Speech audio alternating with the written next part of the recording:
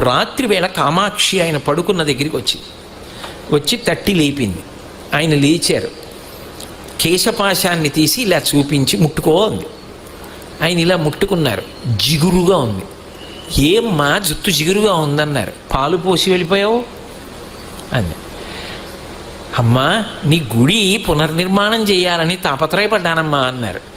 ఏమయ్యా గుడి పునర్నిర్మాణం చేయడానికి నువ్వు సంపాదించాలా? నన్ను అడిగితే నేను ఇవ్వను. దానికోసం నా జుత్తు ఇలా వదిలి వెళ్ళిపోయావా? చూడు పాలకంపు ఎంత సువాసనలు రావలసిన జుత్తునది. వెనక్కి వచ్చి అభిషేకం చెయ్యండి. రాత్రికి రాత్రి ఆయన బ్రిటిష్ ప్రభుత్వం వారిని అడిగారు తలుపులు తీయమని. తీశారు వాళ్ళు గౌరవం కొద్ది. వాళ్ళకి ఆ గౌరవం ఉండేది.